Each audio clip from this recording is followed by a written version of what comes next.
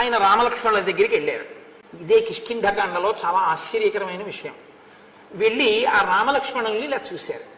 చూసి చూడగానే ఈయన వాళ్ళ కాళ్ళ మీద పడిపోయి నమస్కారం చేశారు. చెయ్యొచ్చు, అలాగా చేయకూడదు. సన్యాసి గృహస్థుకి నమస్కారం చేయకూడదు. ఎందుచేత అంటే శాస్త్రంలో అంతే. ఆయన మంచివాడా చెడ్డవాడా వదిలేయండి, ఆయనకి ఏమైనా తెలిసా తెలియదా వదిలేయండి. కాషాయ బట్ట కట్టుకుని చేతిలో దండం పట్టుకుంటే యతి పూజ్యో న సంశయ, గృహస్థ ఆయనకే నమస్కారం చేయాలి తప్ప గృహస్థుకి సన్యాసి నమస్కారం చేయరు. ఎందుకంటే అది తురియాశ్రమం, 4వ ఆశ్రమం. వాళ్ళు గృహస్థుకి చేయకూడదు. కానీ సన్యాసి రూపంలో ఉన్న హనుమ గృహస్థాశ్రమంలో ఉన్న రామలక్ష్మణులకి ప్రణిపాతం చేశారు. ధర్మాత్ముడైనటువంటి రాముడు ఏమనాలి? అదేంటండి మీరు నాకు నమస్కారం చేయటండి, సన్యాసి అనాలి కదా. అనలేదు సరికదా. పోనీ ఏ శబరిలాగో ఎదురు చూస్తున్నటువంటి వాళ్ళు, ఒక దివ్యమైనటువంటి జ్ఞానము చేత తెలుసుకున్న వాళ్ళు రాముడెవరో అందుకుని పూజ చేస్తున్నారా? అలా వచ్చినట్టు హనుమ మీకు కథలో కూడా లేదు. లోపల ఒకటి పెట్టుకుని పైకి ఒక వేషం కట్టి వెళ్ళారని చెప్తున్నారు మహర్షి. అటువంటి వారు వెళ్ళగానే ప్రణిపాతం చేసి నమస్కారం చేసి పూజ చేసి మాట్లాడుతున్నారు.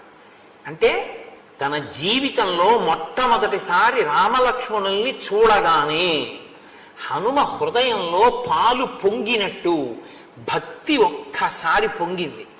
నా జీవితం ఈయనకే అంకితమైపోతోంది, ఈయనే నా ఆరాధ్య దైవం, ఈయననే నేను ఉన్నన్నాళ్ళు, నా అవతారం ఉన్నన్నాళ్ళు నేను ఈయన్నే సేవిస్తాను. ఇది మొదటి పరిచయంలోనే ఆయనెవరో ఈయనకి లీలామాత్రంగా భాషించిందంతే. తత్కారణము చేత ఆయన వెంటనే కొన్ని ప్రశ్నల రూపంలో మాట్లాడడం మొదలుపెట్టారు హనుమ. రాముడు కానీ లక్ష్మణుడు కానీ జోక్యం చేసుకోరు, ఇద్దరు వింటున్నారు. ఆయన అన్నారు, మీరు ఇద్దరు రాజర్షులులా ఉన్నారు, మీరిద్దరూ దేవతల్లా ఉన్నారు, మీ ఇద్దరు చాలా విపరీతమైన తేజస్సుతో ఉన్నారు. మీరు నడిచి వస్తుంటే మృగాలన్నీ భయపడిపోతున్నాయి, మీరు నడిచి వస్తుంటే వానరములన్నీ భయపడిపోతున్నాయి. మీరు జటావల్కములు ధరించారు, ఈ పంపానది తీరం అంతా మీరు నడిచి వస్తుంటే శోభిల్లుతోంది. కానీ మీరు నిట్టూర్పులు విడుస్తున్నారు. మీరు ఈ చెట్ల వంక పదే పదే చూస్తున్నారు, ఈ పర్వతముల వంక చూస్తున్నారు.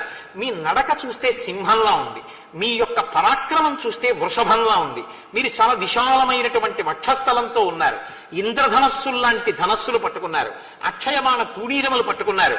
పాములు బుస కొడితే ఎలా ఉంటాయో మీ బాణములు చూస్తే అంత పదునుగా, పాముల యొక్క తీక్షణత ఎలా ఉంటుందో అలా ఉన్నాయి. ఏనుగు తొండాలు ఎలా ఉంటాయో అలా మీ చేతులంత పొడుగు